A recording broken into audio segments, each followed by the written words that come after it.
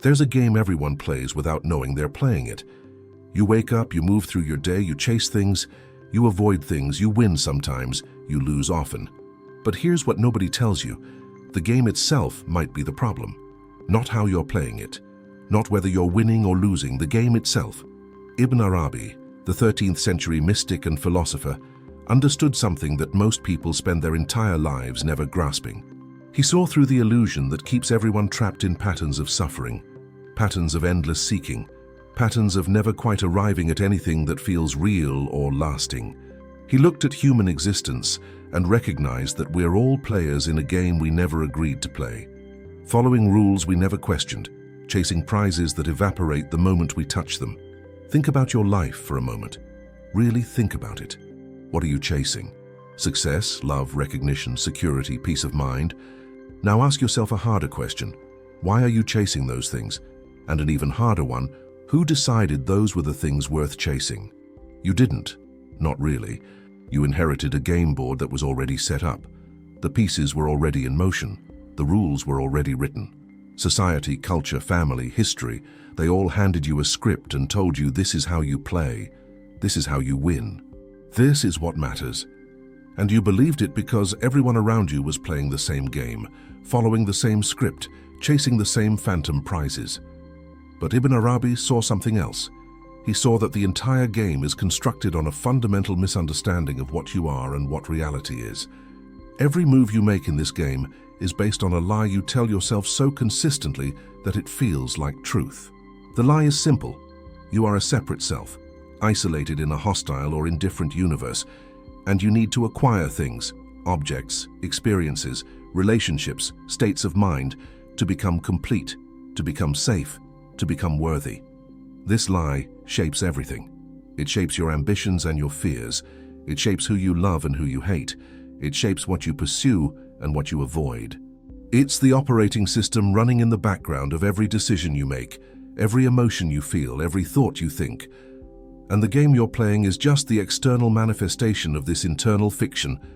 Consider how much energy you spend trying to construct and maintain an identity. You're constantly building a story about who you are, your achievements, your failures, your characteristics, your history, your potential future. You defend this story. You're proud of parts of it. You're ashamed of other parts. You work tirelessly to improve it, to make it more impressive, more lovable, more successful. But have you ever stopped to ask what this story is for? Who is it for? Who is reading it? Ibn Arabi would tell you that this entire construction is part of the wrong game. The self you're so busy building and defending is itself an illusion, a concept, a collection of thoughts and memories and projections that you've mistaken for something solid and real. And every action you take to strengthen this illusion, to make it more secure, to make it more successful, is just tightening the chains that bind you to suffering. The game most people play goes something like this: acquire more, achieve more, become more. More money, more status, more love, more knowledge, more experiences, more spiritual development. The assumption is that somewhere down this path of accumulation lies fulfillment, lies peace, lies the sense that you've finally made it, that you're finally enough. But here's what everyone who plays this game eventually discovers. There is no finish line. The game has no winning condition. Every achievement opens up new dissatisfaction. Every acquisition reveals new lacks. Every peak reached shows you higher peaks in the distance. You get the promotion you wanted, and instead of satisfaction, you feel the pressure of maintaining your new position. You find the relationship you dreamed of, and instead of completion, you discover new insecurities and needs. You achieve the level of wealth or fame or fitness you thought would finally make you happy, and happiness remains as elusive as ever, just wearing a different mask now. This isn't pessimism. This is observation. This is what actually happens when you play the game by its conventional rules. Ibn Arabi wasn't interested in making you feel bad about this. He was interested in waking you up to the mechanics of the trap so you could stop walking into it over and over again. The trap is identification. You identify with your body, so you fear its aging and death. You identify with your thoughts, so you're enslaved by your mental narratives. You identify with your emotions, so you're tossed around by every wave of feeling that passes through. You identify with your social roles, so you suffer when those roles are threatened or lost. You identify with your possessions, your achievements, your relationships, and so you live in constant low-level anxiety about losing them. But what Ibn Arabi understood, what he tried to communicate through his dense and often bewildering writings, is that none of these things are actually you. Their experience is happening within consciousness, their phenomena arising and dissolving, their temporary forms that consciousness takes, and you, the real you, are not any particular form. You're the formless awareness in which all forms appear. This isn't mystical poetry designed to sound profound. This is a precise observation about the structure of your experience right now. Look at your thoughts. Are you your thoughts, or are you the awareness that knows the thoughts are happening? Look at your emotions. Are you the emotion, or are you the space in which the emotion is felt? Look at your body. Are you the body, or are you the consciousness that experiences having a body? When you really investigate this, when you don't just think about it but actually look directly at your experience, something becomes clear. Every object of consciousness, every thought, feeling, sensation, perception arises within consciousness and passes away. But consciousness itself doesn't arise or pass away. It's the constant background, the unchanging screen on which the ever-changing movie of your life plays out. Ibn Arabi called this the distinction between the real and the unreal. The real is the eternal, unchanging consciousness that is your true nature. The unreal is everything that arises within it, all the temporary forms, all the conditioned phenomena, all the objects that appear and disappear. The game most people play treats the unreal as if it's real. It tries to find permanence in the impermanent. It tries to find identity in the ever-changing. It tries to find security in what is by nature insecure. And this is why the game can never be won. You're trying to accomplish something impossible, to make the temporary permanent, to make the changing unchanging, to make the insecure secure. It's like trying to freeze a river. You can create ice for a while, but the nature of water is to flow. Fighting against this nature doesn't stop the flow. It just creates suffering. So what's the right game, or maybe the better question is there a different game worth playing? Ibn Arabi's answer is radical. The right game isn't about winning or losing, achieving or failing, gaining or losing. The right game is about recognizing what's already true. It's about seeing through the illusion of separation and recognizing your fundamental unity with all that is. It's about shifting your identity from the limited temporary self to the unlimited eternal consciousness that is your actual nature.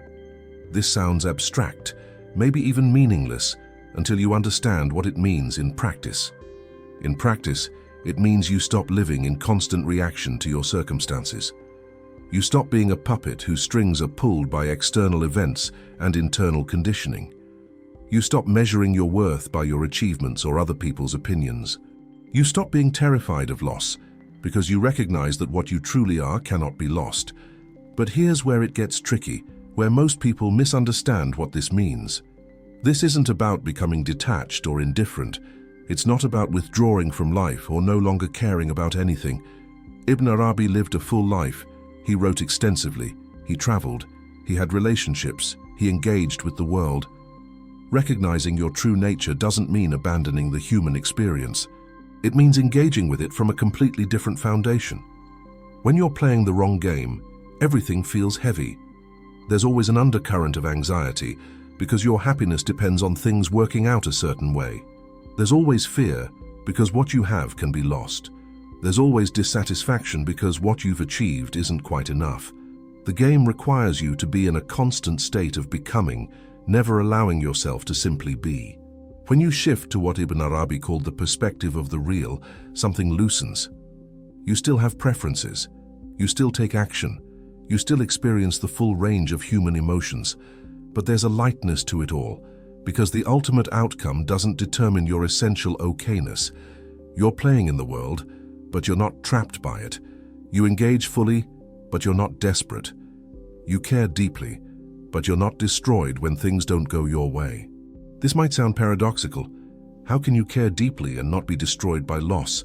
How can you engage fully without being trapped? The answer lies in understanding what you're actually identifying with. When your sense of self is tied to specific outcomes, to specific roles, to specific possessions or relationships, then threats to those things feel like threats to your very existence.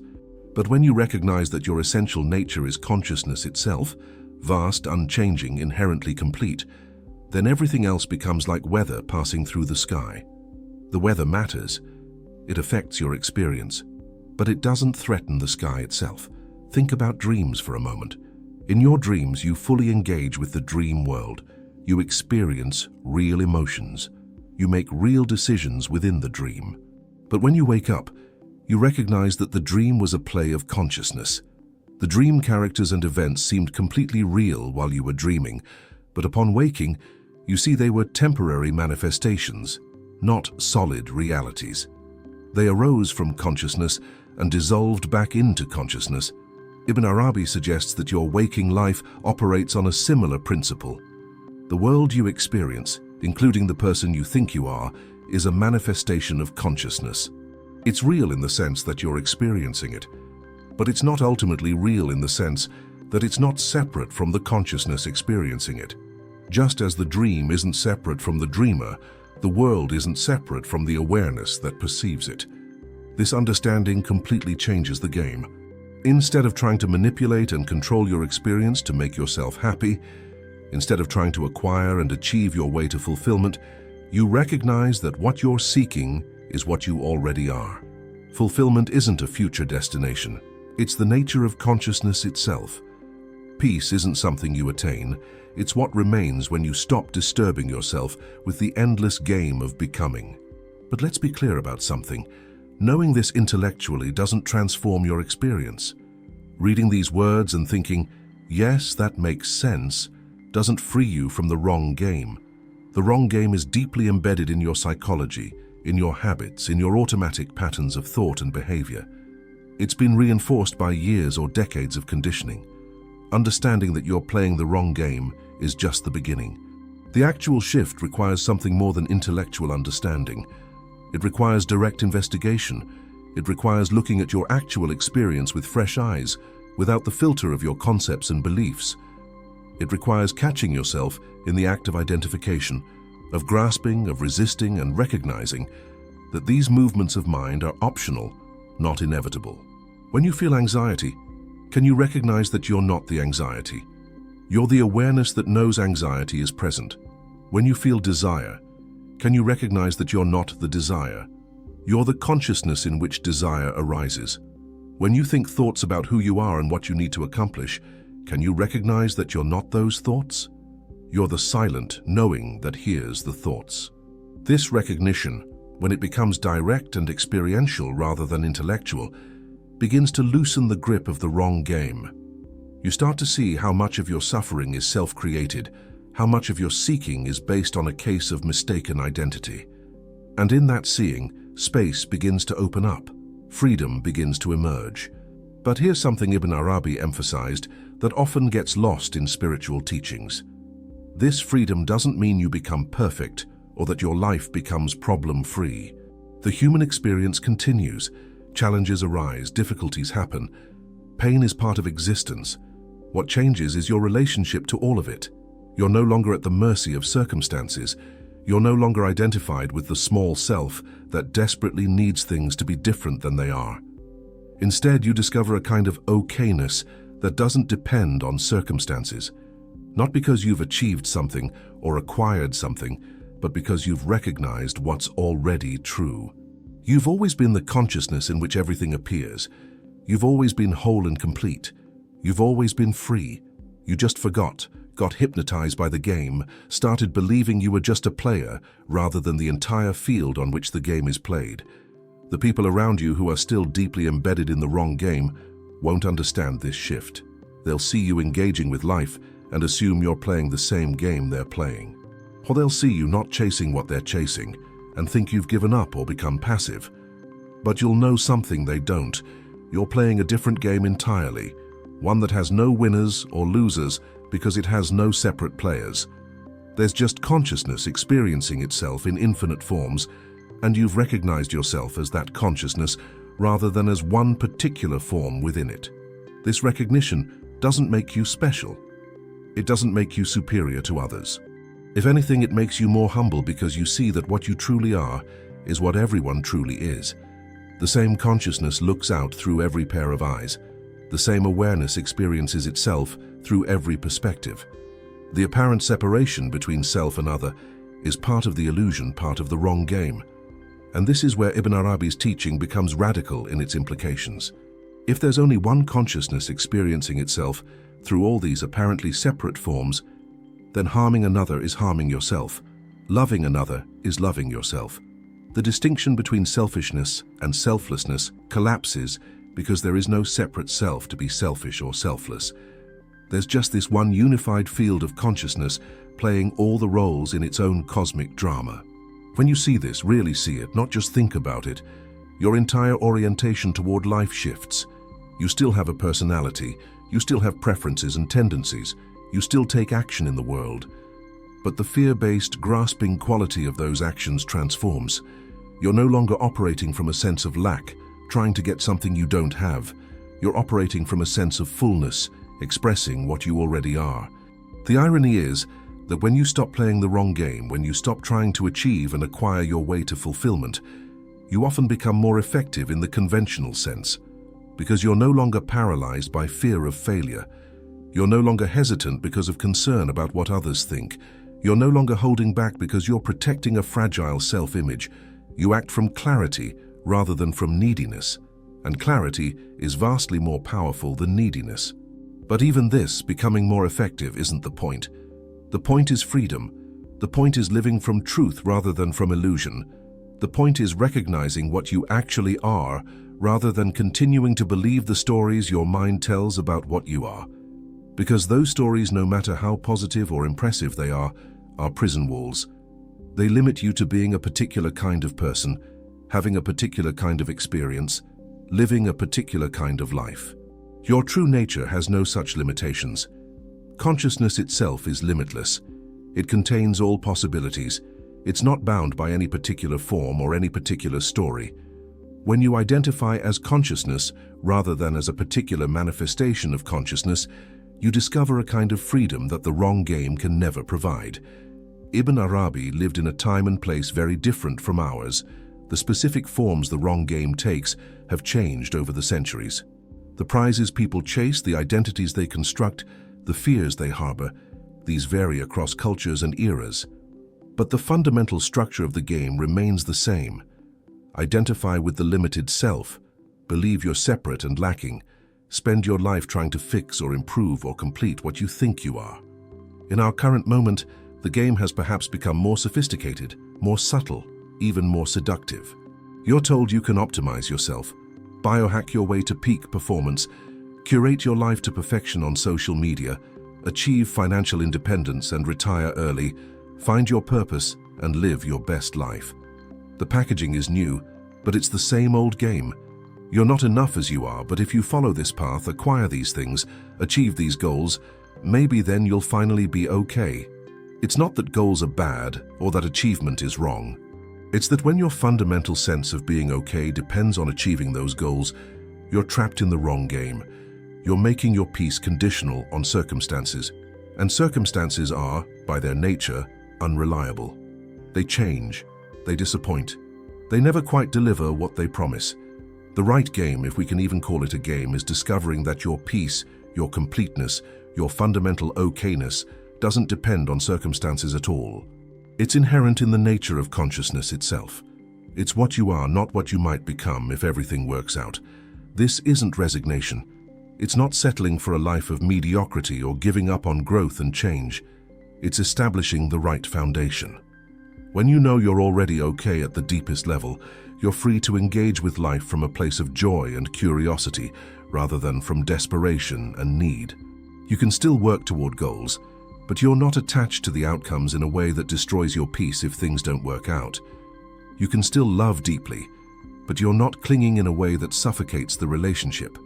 You can still care about your health, your work, your creative expressions, but you're not identified with them in a way that makes you fragile and defensive.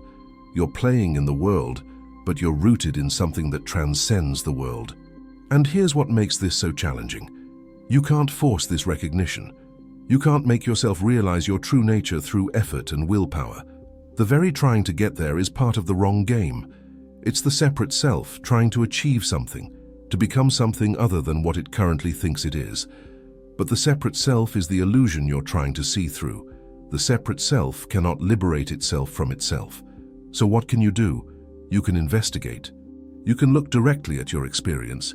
You can question your assumptions. You can notice when you're identified with thoughts, emotions, sensations, and you can ask, who or what is aware of this identification? You can catch yourself playing the wrong game and simply pause. Become present. Recognize the space of awareness that's always here, always now, always free. You can also recognize that this isn't a solo journey. Ibn Arabi had teachers, had companions on the path, engaged with a tradition of seekers who were all investigating the same fundamental questions. You need support, you need reminders, you need mirrors that reflect back to you what you can't yet see clearly on your own. The ego is tricky. It will co-opt even the search for truth and turn it into another achievement project, another identity to construct. Having others who can point out when you're fooling yourself is invaluable. But ultimately, the recognition has to be yours. No one can wake up for you. No one can see through your illusions for you. Ibn Arabi can point. Teachers can guide. Friends can support. But the actual shift in perception, the actual recognition of what you are beyond all the stories and identities and games, that has to happen in your own consciousness, through your own direct investigation. And when it does happen, when the recognition becomes clear, even if just for a moment, something irreversible occurs. You can't completely forget what you've seen. The game continues, yes. The mind continues to play its tricks. Old patterns continue to arise. But there's a crack in the illusion now. There's a knowing, somewhere deep, that you're not what you thought you were. That the game you've been playing isn't the only option. That freedom is possible, because freedom is your nature. What do you do with this knowing? You don't turn it into a new identity. You don't become the enlightened one or the spiritual person. That's just the wrong game wearing spiritual clothing. You simply live. You engage with whatever life brings. You allow your unique expression of consciousness to unfold without needing it to be anything other than what it is. You might work a job. You might create art. You might raise children. You might serve others in some way. Or you might live quietly, without any grand accomplishments or impressive achievements. None of that matters. What matters is whether you're living from the recognition of what you truly are or from the illusion of what you think you should be. The wrong game demands that you be something impressive, something special, something worthy of recognition. The right game, if we can call it that, asks nothing of you except to recognize what's already true. And in that recognition, you discover that you're free to be anything, free to be nothing, free to engage fully with the human experience without being trapped by it. Ibn Arabi spent his life exploring and articulating these insights. His writings are dense and challenging because he was trying to describe something that's beyond description. He was trying to point to a truth that can't be fully captured in words. Words are part of the phenomenal world, part of the world of forms and concepts. But what he's pointing to is the formless ground from which all forms arise. If you've read this far, something in you recognizes that the game you've been playing isn't working. Maybe you've achieved some of the prizes the game offers and discovered they're empty. Maybe you haven't achieved them and you're exhausted from trying. Maybe you've just intuited that there's something fundamentally off about the whole endeavor, some way in which you're missing the point of existence. That recognition is valuable. Don't dismiss it, don't explain it away, don't distract yourself from it with more of the same game. Let it work on you. Let it question your assumptions. Let it crack open your certainties about who you are and what you need to be happy. Because on the other side of that cracking open is a freedom you can't imagine from where you currently stand. It's not the freedom to have whatever you want or to make the world conform to your preferences. It's the freedom to be at peace regardless of what's happening. It's the freedom to love without fear. It's the freedom to act without attachment to outcomes. It's the freedom to be fully human without being imprisoned by your humanity. This is what Ibn Arabi discovered and what he tried to communicate across the centuries to anyone willing to listen. The game you've been playing is rigged, not in the sense that it's unfair, but in the sense that it's based on a false premise. The premise is that you're a limited, separate self that needs to get something, achieve something, become something in order to be okay. And as long as you accept that premise, as long as you play by those rules, you'll never win. You'll just exhaust yourself chasing prizes that dissolve when you grasp them. But you can step out of that game entirely. You can recognize that you're not who you think you are. You're not the collection of thoughts and memories and roles and characteristics you've been identifying with.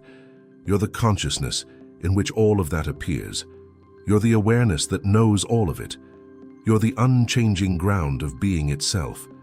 And when you recognize that, when it becomes more than a concept and becomes your living reality, everything changes. Not because your circumstances necessarily change, but because your relationship to your circumstances transforms completely. You're no longer a victim of life. You're not even the hero of your story. You're the author and the reader and the story itself. Your consciousness experiencing itself through this particular human form, playing in the world of time and space while remaining eternally beyond it. This isn't a destination you arrive at. It's not an achievement you can add to your collection.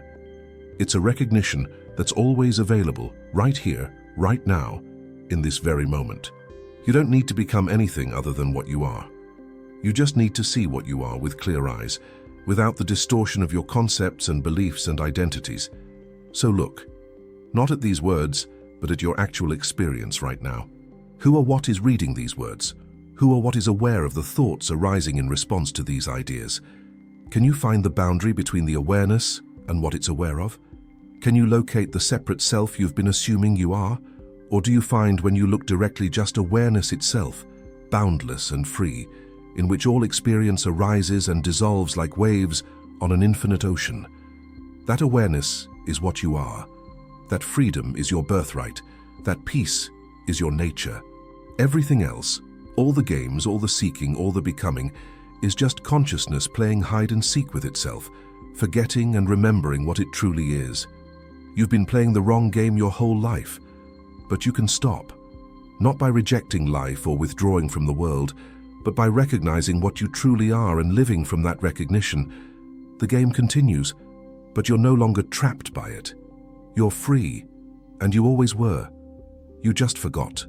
Now you have the opportunity to remember, not because Ibn Arabi says so, not because these words say so, but because the truth of what you are is always here, always now, always accessible, patiently waiting for you to stop looking everywhere else and simply see what's already obvious.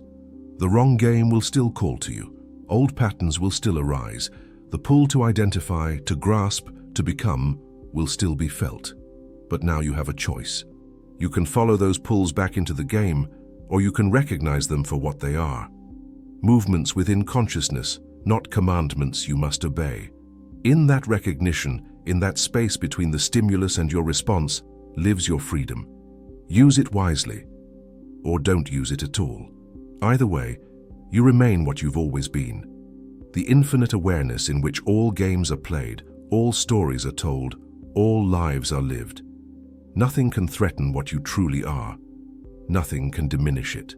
Nothing can improve it. It simply is eternally complete, eternally free, eternally at peace, and you are that.